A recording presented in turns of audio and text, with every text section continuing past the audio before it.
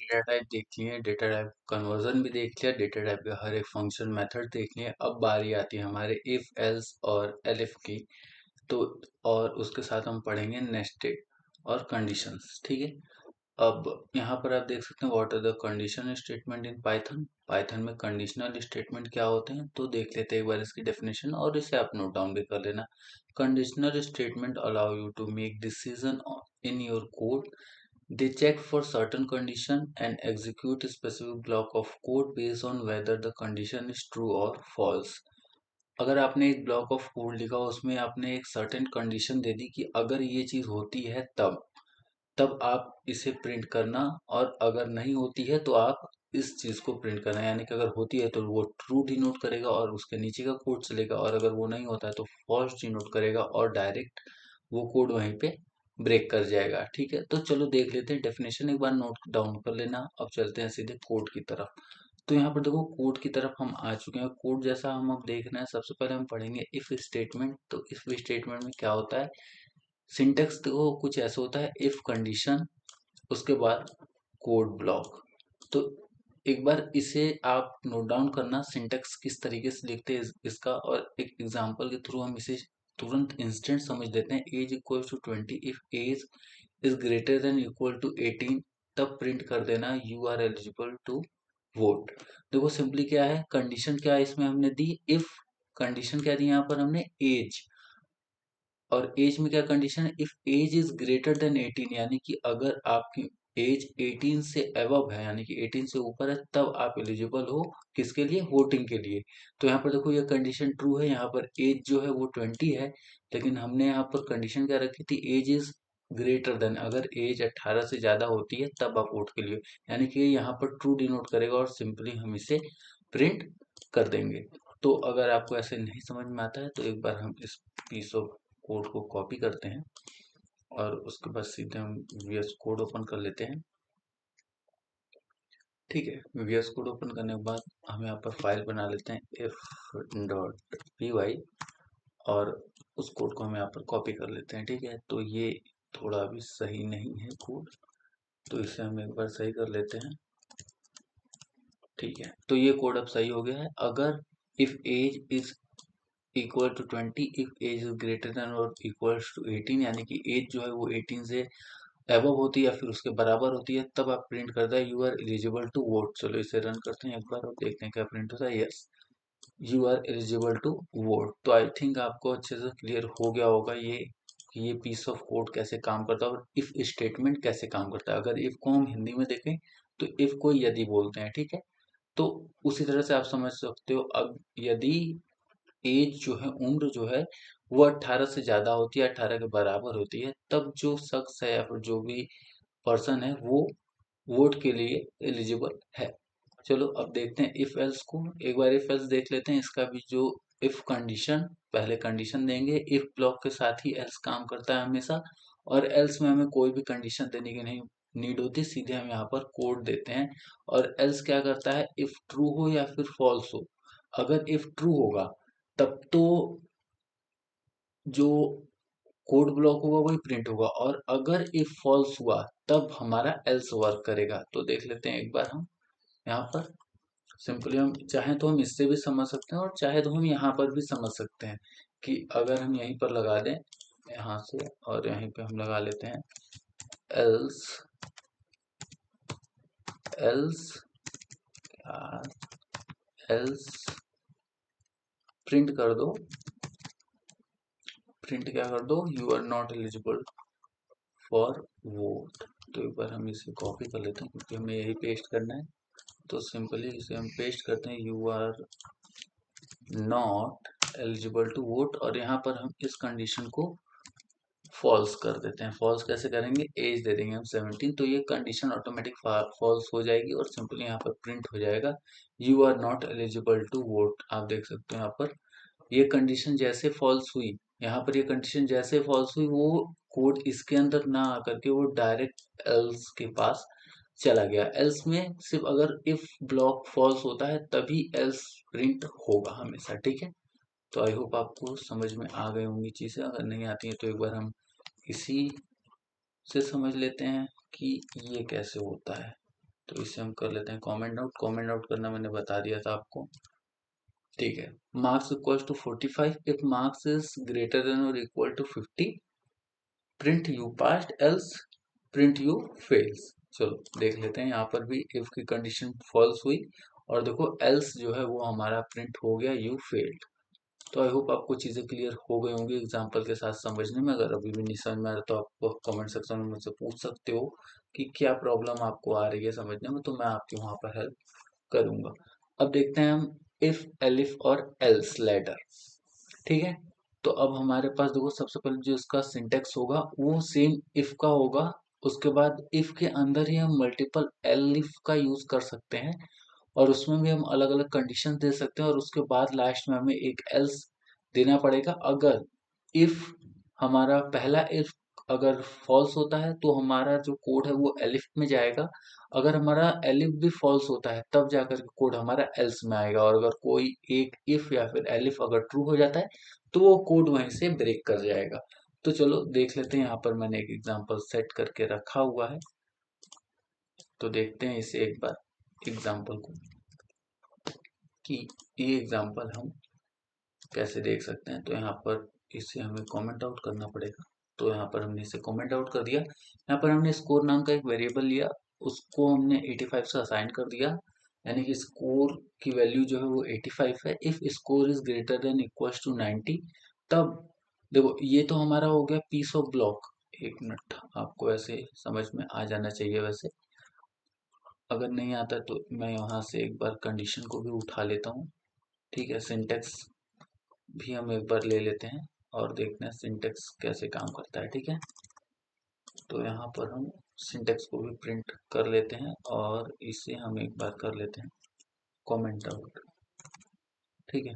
तो देखो यहाँ पर सबसे पहले इफ कंडीशन 1 और कोड ब्लॉक, फिर अगर elif another block another code block, उसके बाद तीसरा एलिफ और यहाँ भी मोर कंडीशन, अगर और भी कंडीशन चाहते हैं आप चेक करना तो, और उसका लास्ट में हम यूज करेंगे एलिफ का। तो ऐसे ही देखो सबसे पहले हमने एक इफ कंडीशन लिया, इफ कंडीशन का हमारे पास ये पीस ऑफ कोड आ गया, उसके बाद एलिफ लिया हमने, उसका हमने यहाँ पर कोड लिख लिया, फिर एलिफ लिया और उसका भी हमने यहाँ पर कोड लिख लिया। उसके बाद लास्ट में हमारा एल्स आएगा और एल्स का कोड ये है। तो आप आपको आई होप कि आपको समझ में आ गया होगा। एक बार फिर से समझा देता हूँ। स्कोर नाम का हमने एक वेरिएबल लिया, उसके बाद इफ स्कोर कंडीशन दी। कंडीशन क्या है, if score greater than equal to 90, तब कोड ब्लॉक क्या है हमारा, प्रिंट ग्रेड ए। अगर जो स्कोर है वो 90 से ऊपर होता है, 90 के बराबर होता है, तब ग्रेड ए कर दो। अगर स्कोर जो है वो 80 के बराबर होता है या फिर 80 से बड़ा होता है तब ग्रेड बी कर दो। और अगर स्कोर हमारा 70 होता है या फिर 70 से बड़ा होता है तो उसे ग्रेड सी कर दो। और अगर 70 से नीचे कुछ भी होता है तो उसे ग्रेड डी और बिलो दे दो। तो चलो एक बार कोड को रन करते हैं। 85 है तो हमारा ग्रेड बी आ गया। तो आई होप आपको चीज़ें समझ में आ गई होगी। यहाँ पर जैसे जैसे हम वैल्यू को चेंज करते जाएंगे, अगर हम यहाँ पर 90 देंगे तो देखो क्या प्रिंट होगा, ग्रेड ए प्रिंट हुआ। अगर वहीं पर हम यहाँ पर 50 दे देते हैं तब क्या प्रिंट होगा, देख लेते हैं एक बार, तब प्रिंट होगा ग्रेड डी और बिलो। तो आई होप आपको अच्छे से समझ में आ गया होगा कि हमारा इफ एलिफ कैसे काम कर रहा है। तो अब नेक्स्ट देख लेते हैं। नेक्स्ट हमें क्या देखना है, नेक्स्ट हमें देखना है नेस्टेड इफ स्टेटमेंट, यानी कि एक ही इफ के अंदर मल्टीपल इफ की कंडीशंस को हमें देखना है। तो देख लेते हैं एक बार, इससे हम एक बार आपको सिंटेक्स कॉपी करके दिखा देता हूँ कि इसका जो सिंटेक्स होगा वो सिंटेक्स कैसा होगा। तो ये रहा हमारे पास हमारे इफ स्टेटमेंट का सिंटेक्स। और जो हमने एग्जांपल सेट किया है इसके लिए, एक बार उस एग्जांपल को भी देख लेते हैं, ठीक है। यहाँ पर ये हमारा एग्जांपल हो गया। अब इसे देख लेते हैं एक बार, पासवर्ड यूजर, तो हमें बस इसे यहाँ पर लाना है, ठीक है। देखो इसमें मल्टीपल नेस्टेड इफ कंडीशन में क्या होगा, यहाँ पर सबसे पहले इफ कंडीशन 1, उसके बाद इफ कंडीशन 2 और उसके बाद कोड ऑफ ब्लॉक, यानी कि कोई एक अगर सही है तो उसे ये परमिशन ग्रांट कर दो, ठीक है। देखो सबसे पहले हमने यहाँ पर लिया यूजर एडमिन पासवर्ड 1234। तो यहाँ पर आप देख सकते हो सबसे पहले if user equals to admin, अगर यूजर जो है वो एडमिन के बराबर होता है, या फिर यूजर की वैल्यू जो है वो एडमिन होती है, और password equals to 1 2 3 4 equals to मैंने बताया था असाइनमेंट ऑपरेटर होता है ये। ठीक है, कंपैरिजन ऑपरेटर भी बोल सकते हैं, कंपैरिजन ऑपरेटर ही है ये, सॉरी मैंने असाइनमेंट ऑपरेटर बोल दिया। डबल इक्वल्स टू हमेशा कंपैरिजन ऑपरेटर होता है, ठीक है। और अगर पासवर्ड इक्वल्स टू 1 2 3 4 तो प्रिंट कर दो एक्सेस ग्रांटेड, एल्स प्रिंट कर दो इनकरेक्ट पासवर्ड। अगर एडमिन होता है तब इस पीस ऑफ कोड को चलाओ, और अगर एडमिन नहीं होता है तो सीधे इनवैलिड यूजर प्रिंट कर दो। चलो एक बार देख लेते हैं इसे। तो एक्सेस ग्रांटेड यानी कि यहाँ पर एडमिन था, अगर आप चाहो तो यहीं पर यूजर नाम का एक वेरिएबल बना करके आप यहाँ पर सिंपली इनपुट ले सकते हो, इनपुट, और inter your identity, inter your identity, ठीक है। तो यहाँ पर हमने क्या ले लिया, एक आइडेंटिटी ले ली यूजर से, और उसके बाद यहीं पर फिर से हम इनपुट का यूज करते हैं, input, enter the password, enter the password, और देखते हैं। अब इसे रन करके देखते हैं, ये हमारा एक हाइब्रिड प्रोग्राम बन गया। तो सबसे पहले इंटर योर आइडेंटिटी, तो यहाँ पर हम देख लेते हैं डॉट लोअर, ठीक है। यहाँ पर हम एक फंक्शन का यूज कर लेते हैं डॉट लोअर। तो डॉट लोअर क्या करेगा, यहाँ पर जो भी हम स्ट्रिंग डालेंगे या फिर जो भी हम इनपुट एंटर करेंगे उसे डॉट लोअर लोअर केस में कन्वर्ट कर देगा। तो यहाँ पर हम करते हैं एडमिन, उसके बाद पासवर्ड डालेंगे, पासवर्ड हमारा 1 2 3 4, और देखो एक्सेस ग्रांटेड। अगर यहीं पर मैं एडमिन की जगह अगर कुछ और डालता हूँ, ठीक है, एडमिन की जगह मैं अगर किशन डाल देता हूँ, तो सीधे देखो 1 2 3 4 पासवर्ड भले मैंने सही डाला हो लेकिन इनवैलिड यूजर, क्योंकि यूजर का जो नाम है वो एडमिन है। अब यहीं पर मैं एक बार एडमिन प्रिंट करूंगा और उसके बाद पासवर्ड गलत प्रिंट करूंगा, तो देखो क्या होगा, एडमिन, और पासवर्ड मैं देता हूँ 5987, देखो इनकरेक्ट पासवर्ड। तो आई होप आपको चीज़ें अच्छे से क्लियर हो गई होंगी, और हर एक पॉसिबल एग्जांपल से मैंने आपको नेस्टेड इल्स और एलिफ समझाने की कोशिश की है, तो आपको अच्छा होगा कि आपको समझ में आ गया होगा। समझ में तो आ ही आना चाहिए अब तक गाइस। अब चलते हैं नेक्स्ट।